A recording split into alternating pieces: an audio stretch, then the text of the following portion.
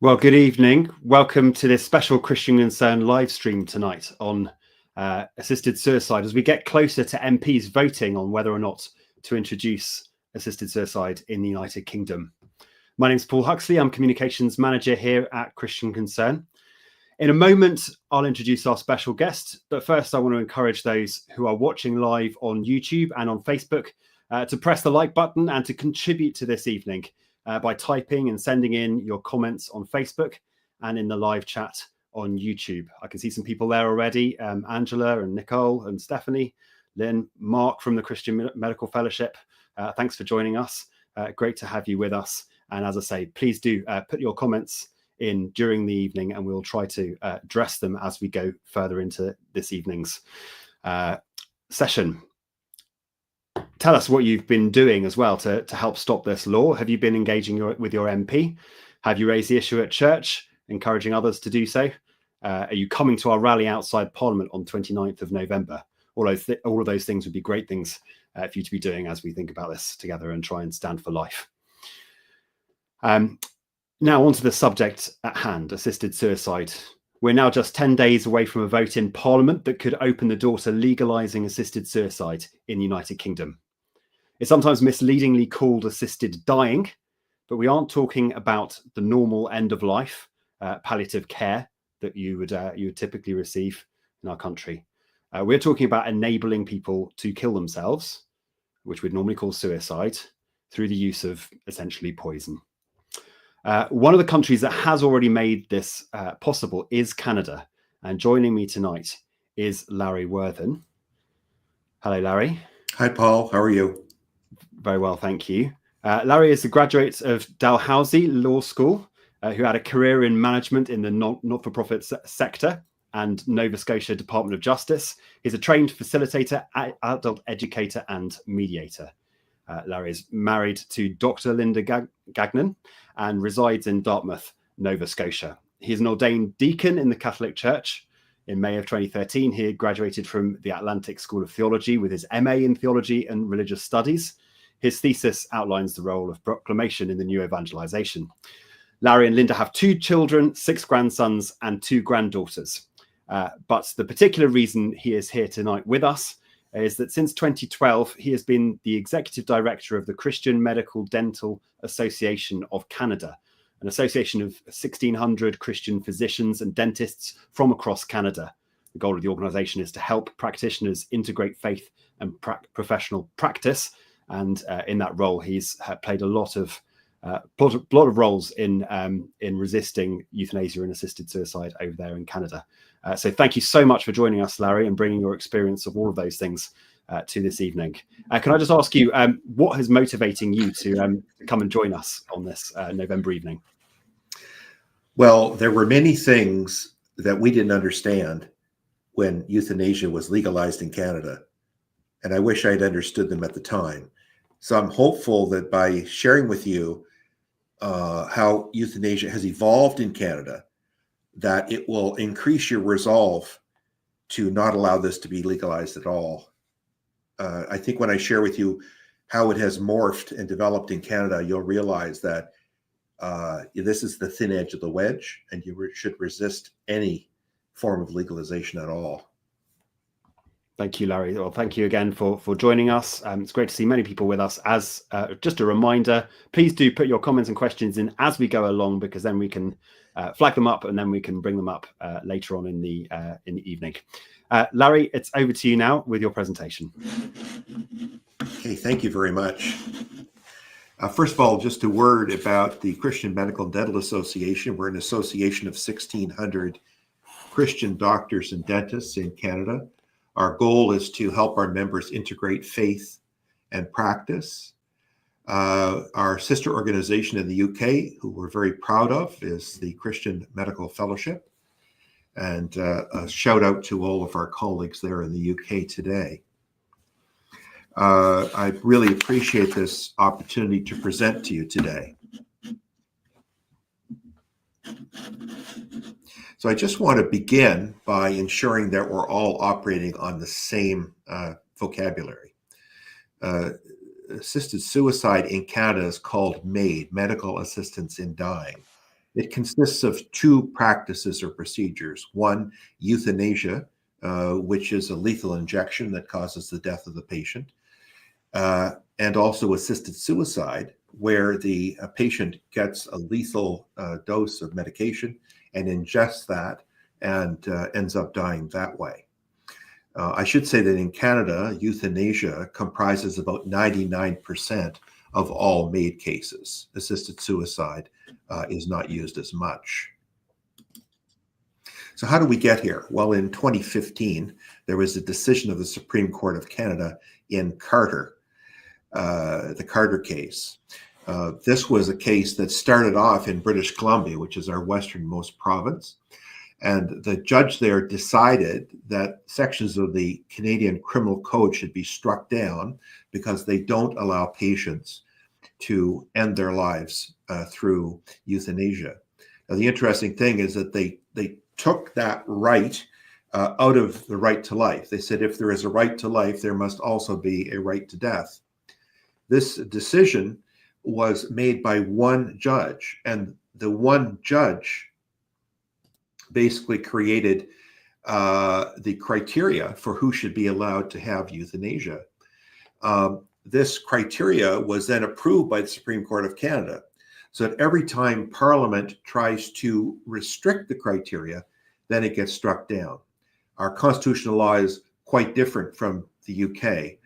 Unfortunately, when Canada's constitution was patriated in 1982, we adopted a Charter of Rights and Freedoms and gave the judiciary the capacity to be able to overturn decisions of Parliament. This, turns out, is extremely problematic. So the original legislation basically said that people could not get MAiD unless a death was reasonably foreseeable. But a court in Quebec struck that clause down, and the government, instead of appealing that decision, decided that they would just allow it to go through. New legislation was passed in 2021 that was even more sweeping. It expanded MAiD to include people with non-terminal illnesses, chronic illnesses, and disabilities. It allowed people to pre-qualify for MAiD. It's a bizarre situation in which someone can qualify for MAiD and then have their date of death set months, possibly in advance, which is currently happening here in Nova Scotia. And it also allowed for MAiD where mental illness is the sole condition. And this will be legal in Canada in 2027. Euthanasia and assisted suicide has so far, we estimate, accounted for about 60,000 deaths in Canada. And so we were looking tonight for an example to give you, and we thought of the Emirates Stadium for the Arsenal Football Club in the Premier League in North London. Their stadium holds 60,000 people. You can imagine that Canadian MAiD in the last 8 years has killed that number of people. I wanted to point out something, and that is that the MAiD providers themselves are constantly pushing the envelope, so that even though MAiD is not legal for people whose sole condition is mental illness, we currently have a court case going on in British Columbia. A patient had a diagnosis of manic depression. They were on medication, but when their medication was changed by a psychiatrist, they had a condition that was precipitated by this rapid change in medication. And a MAiD provider who has provided MAiD in 400 cases felt that this patient should get MAiD, even though their presenting problem arose from a mental health concern. A loved one went to court and challenged that, and currently the court is considering that. But you can see how thinly or how they're really parsing this very, very close to allow or to suggest that MAiD would be appropriate in a circumstance like this. Also, non-neurodivergent people with autism, ADHD, etc., are also qualifying for MAiD because they perceive this to be a disability as opposed to a mental illness. So you can see that, again, once you open Pandora's box, then it becomes very difficult to find a place, a logical place, to restrict the growth of MAiD. A parliamentary committee has recommended that so-called mature minors should be allowed to get MAiD. These would be children under the age of 18. Currently, Toronto Sick Kids Hospital has a protocol in place for 2027. And that protocol does not have a minimum age, and it provides for MAiD in circumstances where the parents do not give their consent if the patient, who is the child, wants to exercise this. Advanced directives is another area that is moving rapidly in Canada. It is not currently legal under the Criminal Code of Canada. An advanced directive is where you might, in preparing your will and creating a medical power of attorney, you might say that when you reach a certain level of disability or you lose your capacity to consent, that when these conditions are in place, you're giving your capacity to consent in advance so that the doctors can end your life at a certain point. This is extremely problematic because people's perception of how they're going to feel under certain circumstances is often much more negative than they feel under the circumstances once they occur. But the Quebec government just decided at the end of October that they were going to unilaterally head in this direction. And the Canadian government, rather than prosecuting people in Quebec for breaking the criminal code, has decided instead to take 3 months to consult Canadians to see if this is an appropriate direction to go. So where are we headed? Our feeling is that if we don't see any particular way that this can be stopped in Canada, because it's the courts that are expanding it, and Parliament does not seem to be willing to take it on. And so we feel that we're moving towards a place where the practice of suicide itself will be normalized. It is expanding at such a rapid rate. We're moving so quickly that eventually our concern is that people who are simply tired of living may be able to access MAiD in the future in Canada. Now, I want just to demonstrate for you the rapid expansion of assisted dying in Canada. This chart along this axis provides us with the years since inception, and these percentages here express the percentages of the total deaths of any year in a country that are being done by assisted dying. The orange line, which is the highest and one that has moved the furthest in the world, is the Netherlands. The yellow line here is Belgium, the white line is Switzerland, and the green line is California. Now, the red line that has such a rapid increase is Canada. This is only up to 2022. You can see we're number 2 in the world after only 6 years. When we connect the dots and we look at some of the jurisdictions already for 2023, we believe that once the 2023 numbers are in, Canada will be number 1 in the world. And you may ask, why is this moving so quickly? Well, it's because the wording of the legislation is extremely ambiguous. They use the term grievous illness. And your wording for your legislation, that a person would die in 6 months, can also be ambiguous. It can lead to a lack of clarity because it is very difficult to be a prognosticator of someone's time that they have yet to live. In addition, competency is an issue. We've had circumstances where an elderly patient is tested by a gerontologist who says that the patient is not competent to be able to choose MAiD. And within only 10 days or so, the MAiD assessors come in, who are both family doctors and not gerontologists, and they make the assessment that the person is competent, and then they end up giving him assisted suicide. This particular case was documented in British Columbia. So the whole issue of competency is extremely problematic because it's such a gray area. Doctor shopping is another thing. If people can't find anyone in their area of the country then they will go to people like Dr. Wiebe, who does not seem to have as many qualms about putting people to death, to make that decision there. And so much of it is the subjective opinion of the physician. If the physician believes that people should receive euthanasia just because of their desire to have it, then they can often find ways to make that happen within the current legislation. So what are the problems with euthanasia and assisted suicide in Canada?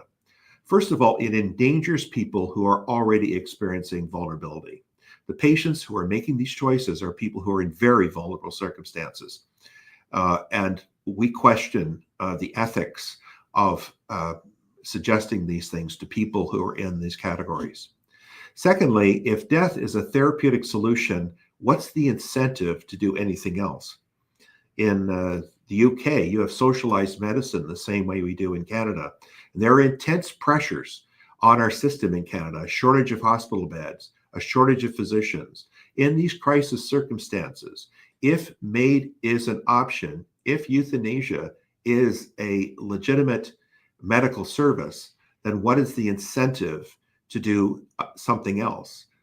Obviously, providing alternatives is more work than ending the life of the patient. And that's our concern there as well. Finally, as we Christians know, we are not the authors of our own lives. I'll be talking about that as well.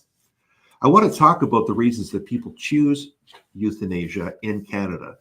It may surprise you that it's not primarily because of physical pain. Palliative care physicians tell us that all physical pain at end of life can be dealt with if there's proper palliative care.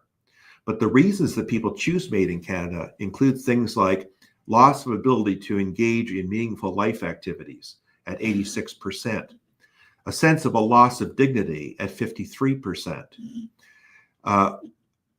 isolation or loneliness at 17%, or perceived burden on family, friends, or caregivers, 35%. Many of the reasons that people use to justify their choice for euthanasia are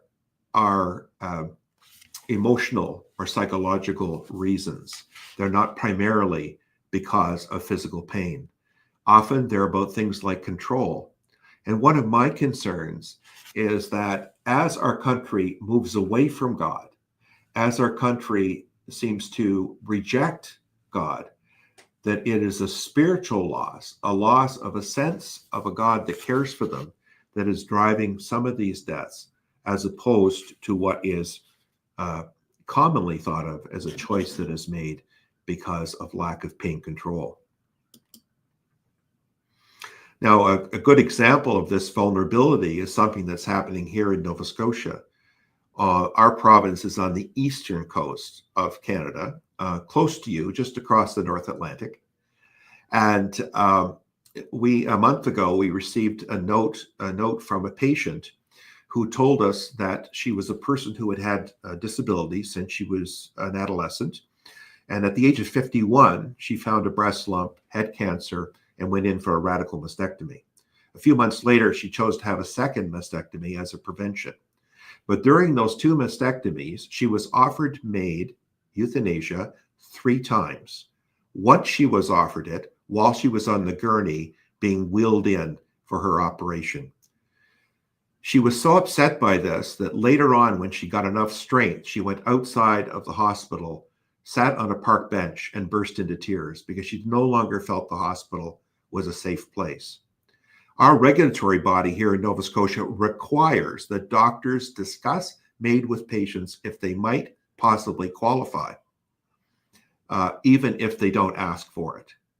And this is an example of how vulnerable patients are being victimized. Can you imagine the sense you have if your physician starts talking to you about euthanasia?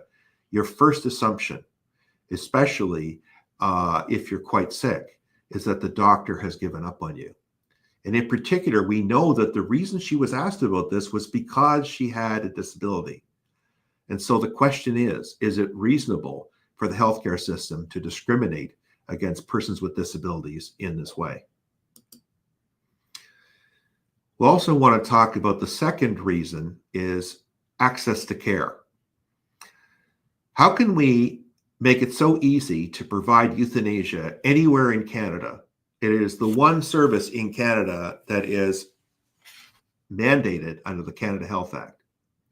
Whereas palliative care, only 30 to 50% of Canadians have access to quality palliative care. Isn't it more important that we put money into palliative care than into killing patients? Secondly, disabilities. 1 in 5 Canadians have a disability. Persons with disability experience the highest rates of poverty in Canada.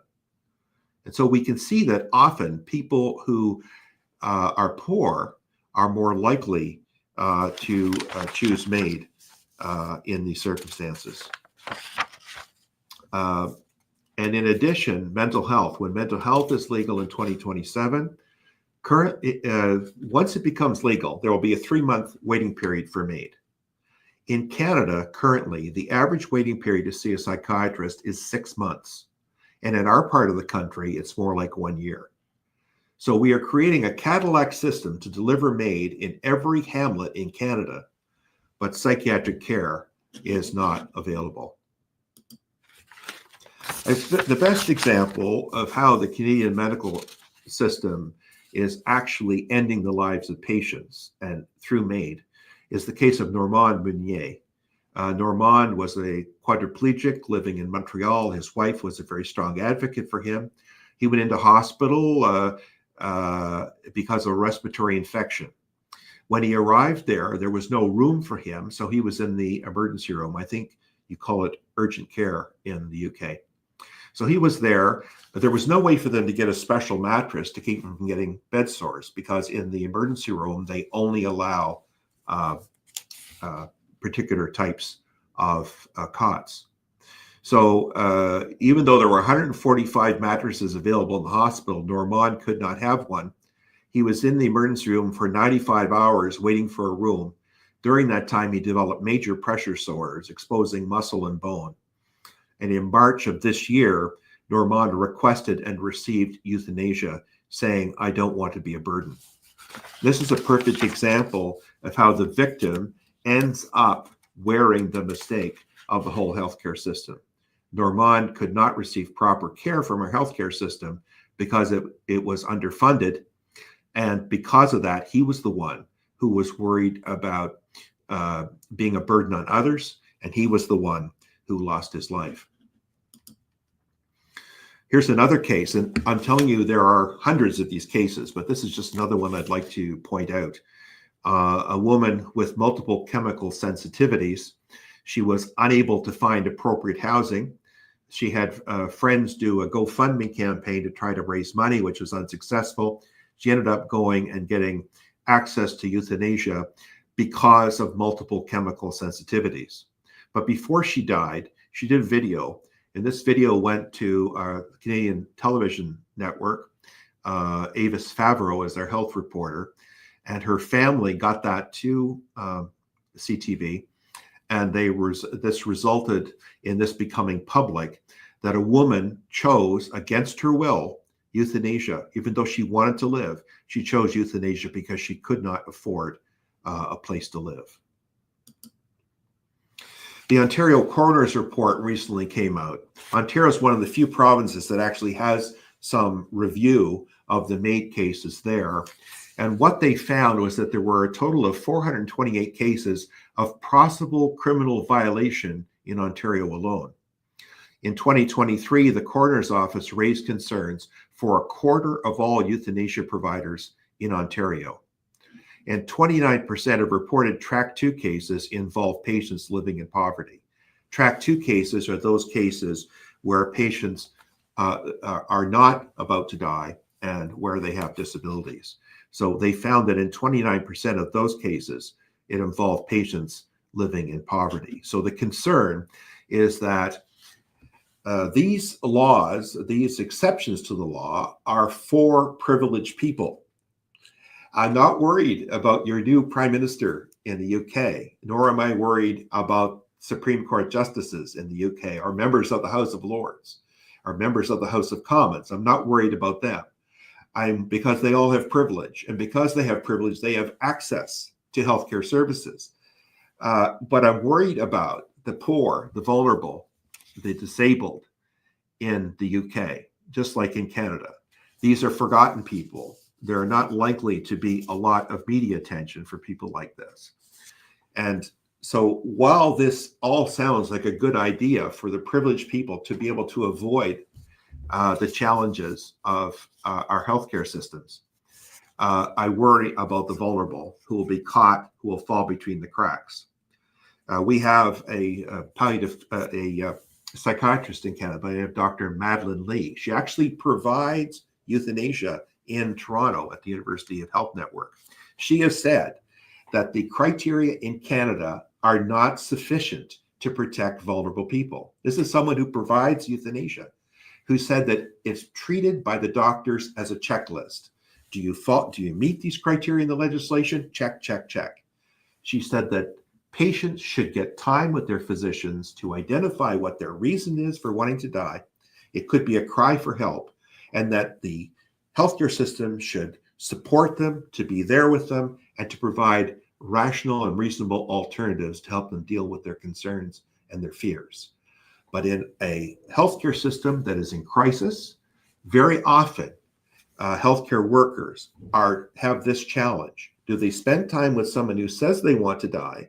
Do they spend time counseling that person, supporting that person, and working up alternatives? Or instead, do they just concede to the person's request and let them die, which they're legally allowed to do under the legislation? This is a very serious concern, which I think also applies in the UK.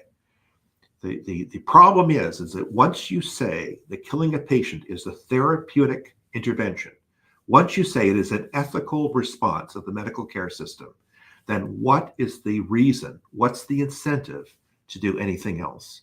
And that issue is affecting the morale of healthcare workers all across the country. Finally, from a Christian perspective, this comes not from a pastor, not from the head of the World Council of Churches, not from the Pope. This comes from a higher authority. This comes from God. This comes from the Ten Commandments. You shall not kill. And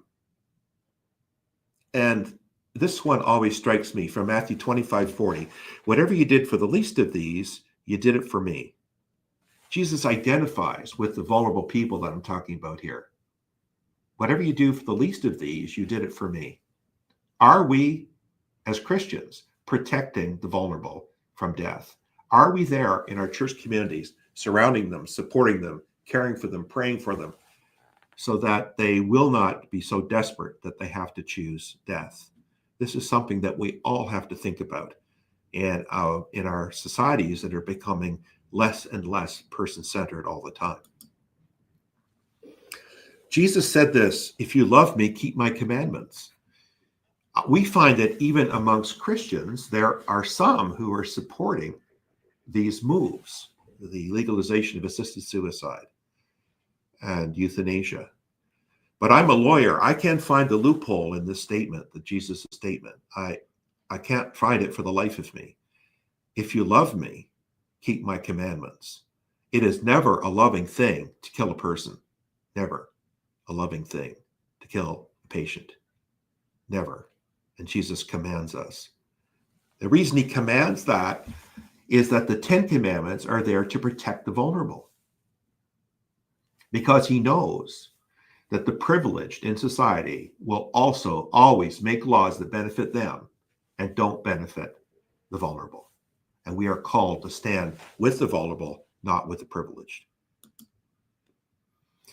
Now, this is an important part of my presentation, and I'm going to probably end with this. But what we didn't realize with the implementation of euthanasia and assisted death in our society was how dramatically it would change the ethics and the culture of our healthcare system.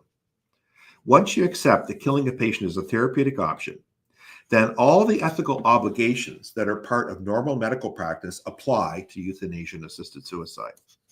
For instance, in Nova Scotia, our regulator requires us to advise patients when they might qualify for euthanasia and assisted suicide, even when the patient has not requested it. Our doctors can't do that. They can't bring this up because to do so would be to dramatically negatively impact the therapeutic relationship. The regulator also requires physicians who cannot participate to provide an effective referral, a referral to someone who will do the assessment. And I noticed that in your in your legislation, there is a provision for referral. This is really of high concern because it creates an ethical obligation. Now, the problem is that this is a bill that deals with legalities. It shouldn't deal with ethics. The medical profession itself should identify its ethics. But most people in our countries today don't see a distinction between law and ethics. So what this is a law that bypasses medical ethics. It establishes by the power of law that it is ethical to end the life of a patient. And if you're an evangelical Christian, a mainline Protestant Christian, a Roman Catholic, a Muslim, or an Orthodox Jew, you may actually have provisions in your teachings of your church or religious group that says that you may not make a referral. For Catholics, for Roman Catholics, a referral is formal cooperation with evil. Secondly, what do you do if you're a facility that is run by a religious group, a nursing home, palliative care, a hospice? What do you do if you're a religious facility? In Canada, there are currently court cases requiring these facilities to provide MAiD on the premises. The government of Quebec is insisting that 3 Catholic hospices require MAiD on the premises. There's nothing in your legislation that I could read to protect that. Once you say that assisted suicide is ethical, then those who oppose it are no longer considered to be good doctors, and they become the anathema of the profession. We all need to stand in solidarity to help protect physician conscience rights. And if these physicians are unable to practice, then who will be there to find alternatives for us when we are in these difficult situations? In Nova Scotia, we've identified 42 physicians who are unable to practice under the current policy that was passed in May of this year. And we're going to our government to ask for an exception, but we're finding that our calls are on deaf ears. So I want to raise this specter for you to hopefully provide you with an incentive to do your best to try to defeat this legislation.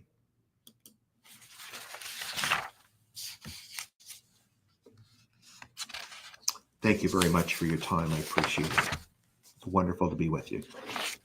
Thank you so much, Larry. We've all really appreciated that. I can see lots of people in the comments raising lots of points and questions as we went there. Please do keep typing in there, and we'll try to get to some more of those and put them to Larry.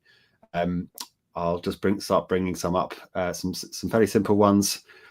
Sarah here saying, I'm disabled and it fills me with dread. That's certainly the experience of lots of people here in the UK. Lots of disability groups have been very strongly opposing this over the years, and we're quite close friends with, we work alongside somewhat a group called Not Dead Yet that has lots of people with disabilities who are very passionately opposed to this. Nicole, it opens vulnerable people up to abuse. Yeah, exactly. Nicole is a regular commenter of ours. Thank you, Nicole. That's definitely true. Let's put a question to you. Let's have this question from Stephen here. How have the Canadian hospices and palliative care services responded to the legislation? Now, you've kind of said some things about this, but in a broad sense, how have palliative doctors and that establishment responded? Well, I must say that they're on the run. They're under attack. There were 2 documented cases in Ontario, for instance, where these are local health integration networks. There are large geographic areas that have one budget for health in the province of Ontario. And 2 of these local health integration networks were required, the palliative care service was required to provide a MAiD service within their existing budget with no additional funding. So that's an example where money is taken directly out of palliative care and put into MAiD. There was a hospice in British Columbia that was a private hospice, did not receive any government money. When they refused to provide MAiD on the premises, the province expropriated the facility. The facility was worth 1.1 million Canadian dollars. The government expropriated the facility and did not compensate the organization for it. So, and like I said, in Quebec, the government there is telling the Catholic Church that they cannot operate these palliative care hospices if they don't allow MAiD on the premises. So I would say that the national palliative care organizations are quite clear in saying that MAiD, euthanasia, is not part of palliative care.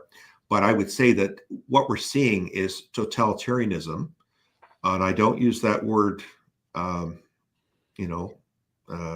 intend to use that word, is totalitarianism, which is basically telling these organizations, these hospitals, that they must provide MAiD on the premises.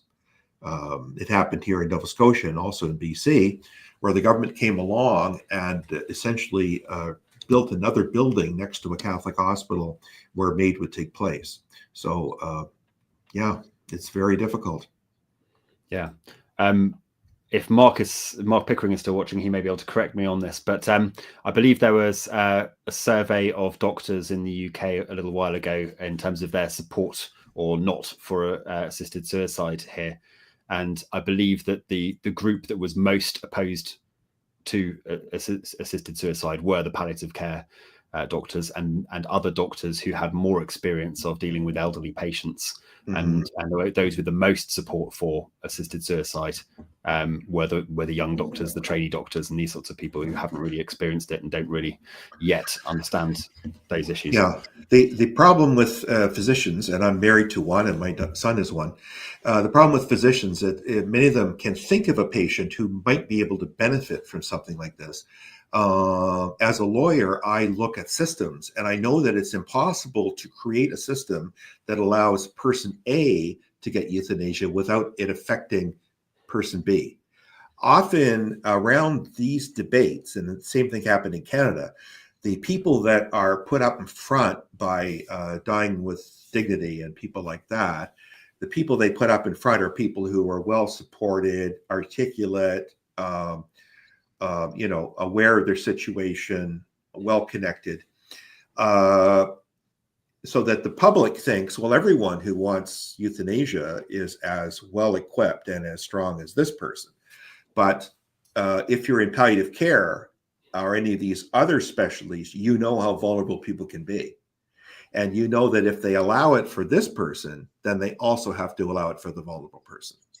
And it's just one of those sad realities that people, the privileged, are in power in our countries, and they are driving this because they don't want to have to put up with the problems in the National Health Service at the end of their life. So they're thinking, this is my way out, and they don't really care about the implications for the vulnerable. And that's the sad reality, in our developed countries. Yeah. There are lots of people pointing out things related to this funding issue. There's Reg Neddy. I don't think it's underfunding. I think it's management of funds, and it's done purposefully to patients to lead them in that direction. For example, there are several others. One of the issues here is, like you say, the NHS is publicly funded, and the health secretary here, Wes Streeting, is one of the few people, not few people actually, there are more of them, but one of the MPs who stood against this law and said he's going to oppose it, and he's brought up the question of funding and what's going to happen in those terms. He's been criticised somewhat by members of his own party for even mentioning that, because he's in a ministerial role. But it is a huge elephant in the room that is not really being talked about amongst some of the MPs, because yes, maybe when this is passed and it's 6 months left to live, maybe we could imagine and I'm not really giving this up, but maybe we could imagine that it would only be a few people who would qualify and no one would be coerced. I don't believe that, but maybe we could believe that. But as soon as you cross this line and say that this is a therapeutic treatment, like you say, and that it's ethical, then you're actually opening the door to any government in the future going, well, actually, look at our budget. We're going to cut back on long-term kind of cancer, for example, cancer treatment that could be very costly. We're not going to pursue these slightly more expensive treatments or drugs because we know that there is a way of kind of treating this very cheaply indeed. They're making the decision not just for themselves. They might imagine themselves as the Labour government to be very supportive of the vulnerable and to believe in the NHS. But what about a future government? Once you've crossed that line, you've crossed that line forever. Well, I read an excellent legal opinion. I'm not an expert in British law, of course, but I read an excellent legal opinion that said that in the UK, of course, your courts can't legislate, they can't overrule Parliament. But this particular lawyer said, could the courts come along and say, well, this law is discriminatory because you've opened it up to people who are just about to die, but what about people with disabilities? Why have you restricted it from them? So you could very well see a similar scenario in the UK. You see, once Parliament legalizes it, then the courts could come along and say, well, the way you're implementing this is discriminatory. So I think that's a key thing. I think the other thing that could happen is that the demand could be quite high. And then people will be saying, well, the provisions of this requiring a court hearing are too cumbersome and it's problematic. But I think that the costs of the court hearings are going to be huge. Why not take that money and put it into palliative care, improve palliative care for the NHS? I think that would be a much better expenditure of funds. So I hope that responded to your question. Yeah. So much more we could say about that. I want to bring up Nicole again. She just mentioned that she sent an email with some thoughts. She'd already met with her MP. There's another meeting coming. She has sent a message. I believe we have got it, but I have failed to answer it so far, Nicole. I'm sorry for that. I'll try and get back to you, but we have another comment from you with a question for Larry, because she says, I would like to talk further with my MP about pressure being exerted on someone. I know that medical staff don't always spot signs of coercion. We were just saying before we started that was brought up in a BBC interview with one of our politicians. But what are your thoughts on that? Well, I think that most physicians, if you talk to them privately, they have many stories to share about situations where family members have been less than sensitive to issues around a dying family member. People saying, can't you get this over with? I've got an appointment. I've got to be in somewhere and all this sort of thing. But I don't believe that physicians can pick up on coercion very well. It can certainly be hidden from the physician. Also, with the demands of the current medical system and the challenges, the crises that we face, doctors are so busy now that they can't even properly care for the patients they have, let alone be able to act as a private detective to determine if there's coercion going on. I think it's unrealistic to expect that of them. With the graying population, the baby boomers now, the number of people who are in this circumstance at end of life has dramatically increased. So I don't believe that the physicians can properly police this at all. I don't know what it's like in the UK, but I've had a mother and a mother-in-law in long-term care facilities, and their interactions both with the facility, within the facility, and with the healthcare system. You have to have an advocate in Canada today in order to be properly cared for.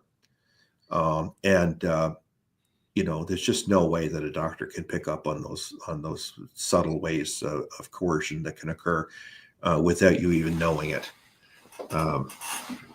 In my opinion. And it's obviously not just, like you say, it's not deliberate coercion and these sorts of things either, is it? It's you gave that example. What was it of the of the man who not been treated in a hospital trolley for 92 hours or whatever it was. Yes, that's right. People don't need to be told. I mean, people when they get older often do just feel like, well, the world's going on without me. I'm not very useful to you all anymore. Like you just don't need to have any coercion, any intentional coercion for people to feel. No. I've worked with people with serious psychiatric illness. I also have worked with people, who have struggling with disabilities, people at end of life. In my work as a chaplain, it's common for people in these circumstances, vulnerable, to say, I don't want to be a burden. I feel bad about being a burden. They feel guilty anyway. And all it takes is for that to be affirmed by hospital staff. And, what's to stop them from the patient saying they're interested? Or now in Canada, we have the idea of being seated in people's minds by social workers. There was even a case we heard of where the person cleaning the room was suggesting to the patient they should look into MAiD. So that's how insidious it gets. Once you open it up, then you open it up to the floodgates. And there's nothing in our proposed bill to say that doctors can't suggest it and bring it up. No, it can be quite to the contrary. I think they even allow for that. Yeah. A couple of questions here. I'll bring them both up, and then you can deal with them, because I think one of them's relatively straightforward. Crystal asks, do the doctors get paid for recommending patients for MAiD? So is there a financial incentive of any kind there? And also Robert saying, can you tell us whether suffering and pain cannot be controlled by palliative care? So what is actually the situation with palliative care at the end of life? Well, the first question, they would get a fee for seeing the patient. I don't know that they would get a referral, although there is an incentive on the part of the specialist to get a referral. They get paid more if they receive a referral. So the person doing the assessment would get paid more if the patient gets referred to them. But the bizarre thing is that in Nova Scotia, my province here, there is a 1-800 toll-free number. You can phone there and get an assessment organized within days. But yet our college requires that doctors do a referral when a referral is not even required. The other question from Robert had to do with palliative care. Yeah, the palliative care experts will tell us that all pain at end of life can be dealt with. So we're not talking about people in excruciating pain where pain cannot be touched. There's a minority of cases. Palliative care doctors will tell me maybe 1 in 1,000 where pain cannot be dealt with. And in those cases, they use a process called palliative sedation, where they basically sedate the patient until they pass on. So palliative care can deal with pain at end of life. The advances that have been made in this are amazing. And that's why it is so bizarre that we're pressing in the developed world. We're pressing in this area at this time when we have such good socialized healthcare.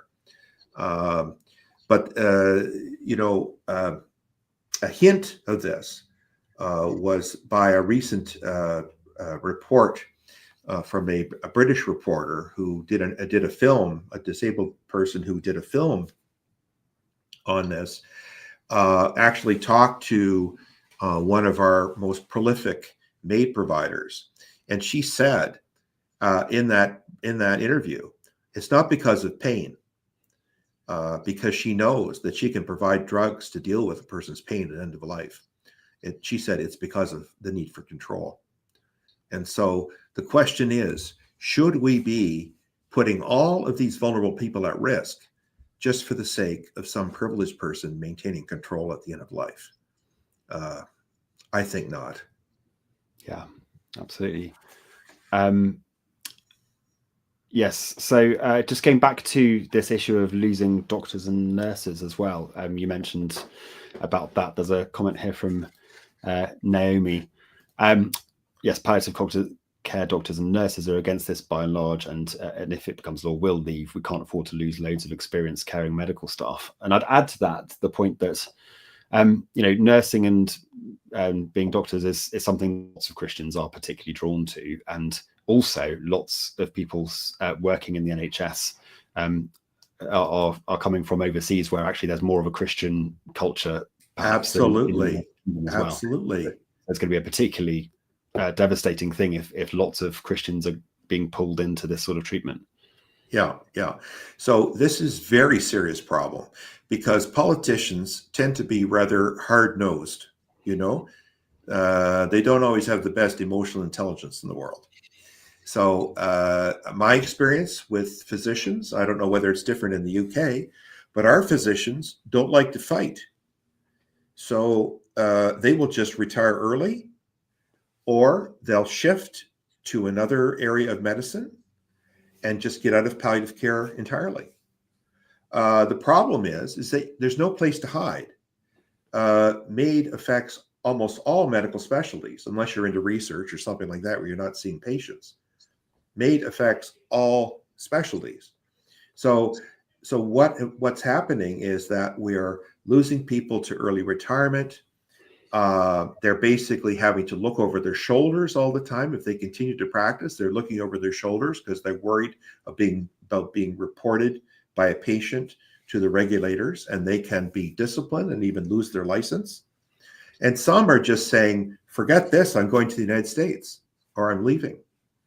It's so absurd because our provincial government is spending millions of dollars to subsidize medical schools, like for instance in Lebanon, because they want to get more doctors to come to Nova Scotia.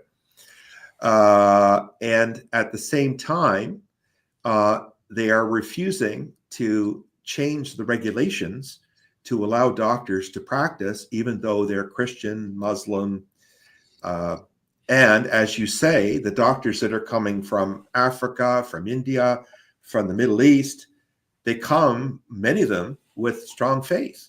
And they arrive here and they have no idea what they've gotten themselves into, because it seems to be a medical culture that has fallen in love with ending the lives of patients. So it's an absurd situation. We're continuing to fight it here. But I have to tell you, it's not easy.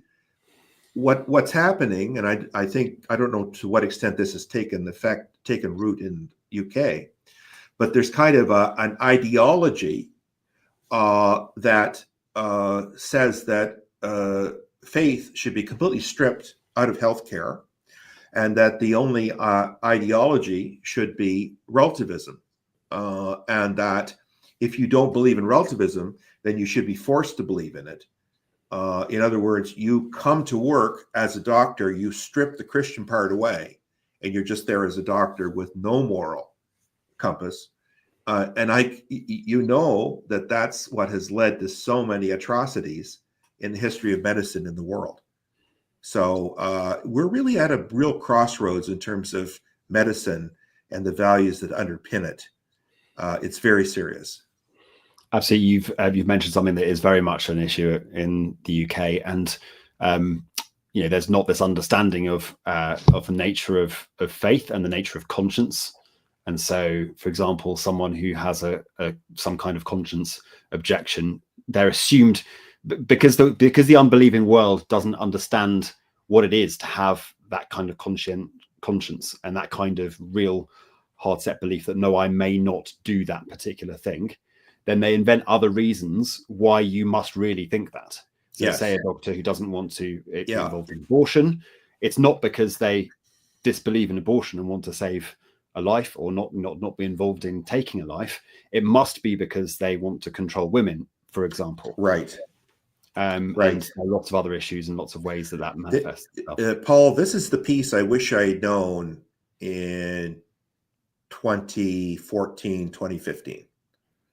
When I looked at this, I thought, Lord, we're a small organization. We can't possibly take on this issue. let's just focus on conscience. I thought that to me was a piece that we could do. And I wish I could do it over again, because it's, in my view, it's a losing prospect to just focus on conscience. Because once it becomes legal, then it becomes ethical. Once it becomes ethical, then if you don't do it, you're a bad doctor.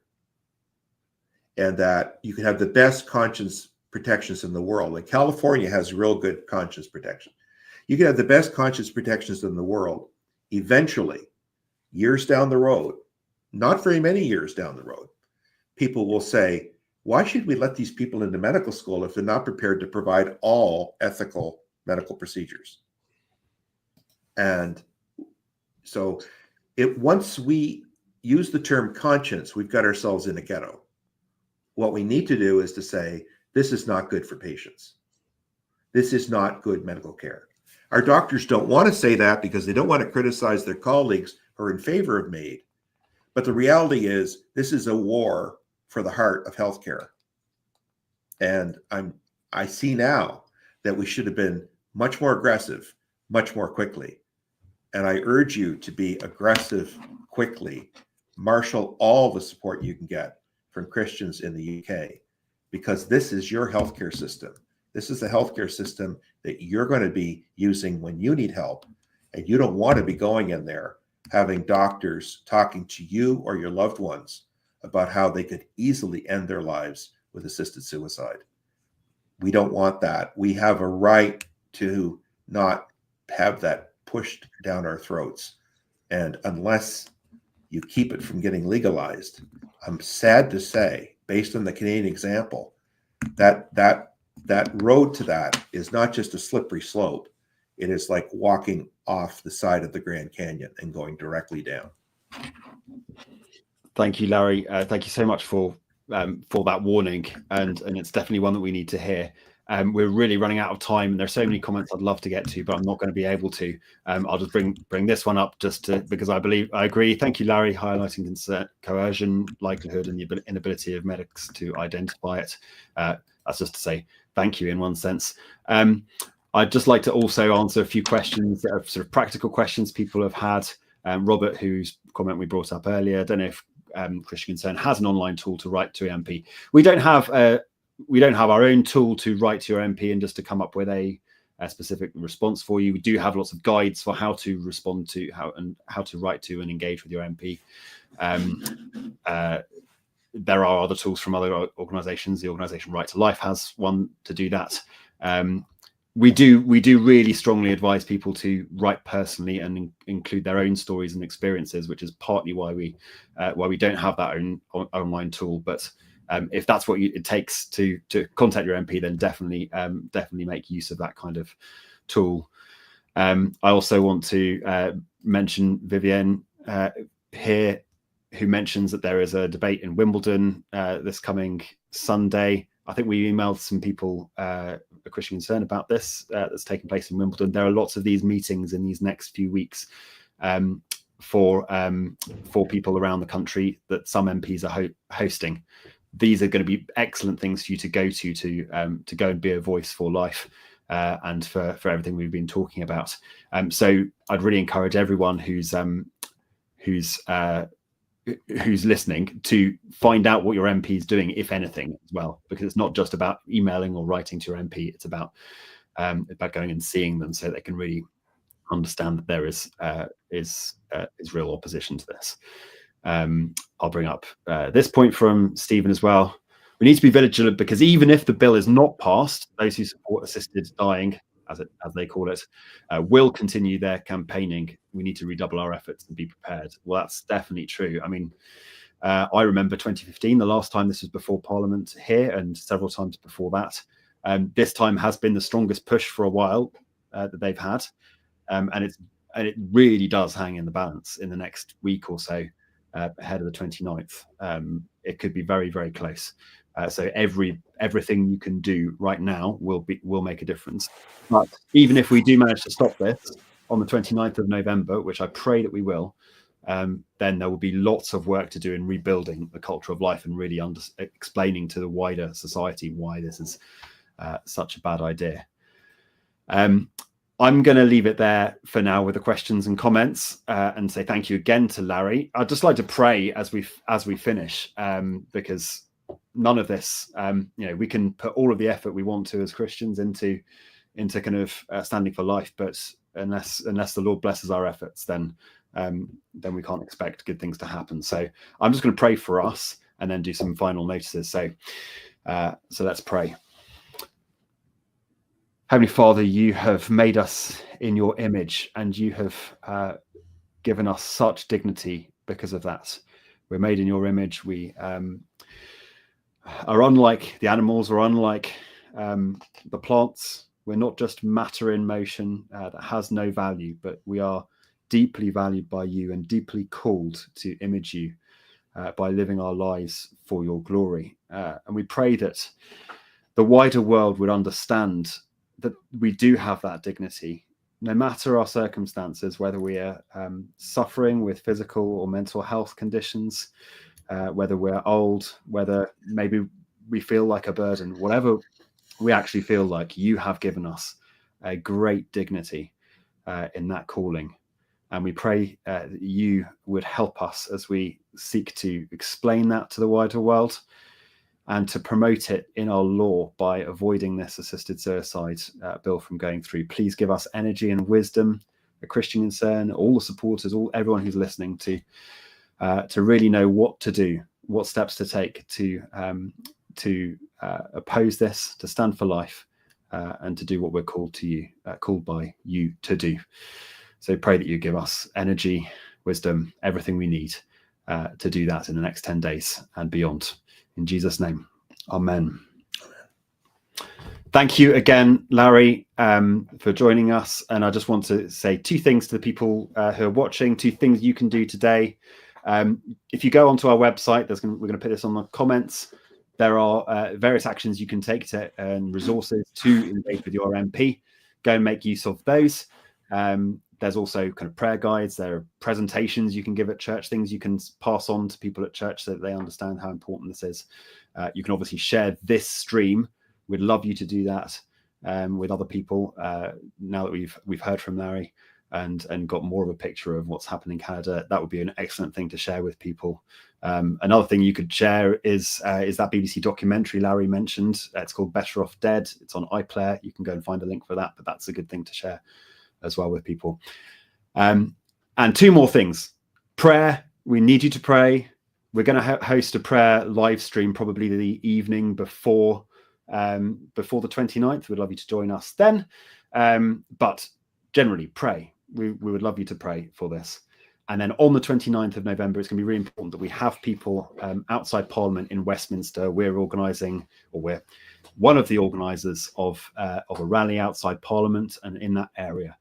We'd love you to come and join us during that morning of the 29th. There's a link to sign up and have more information that we'll share with you as well.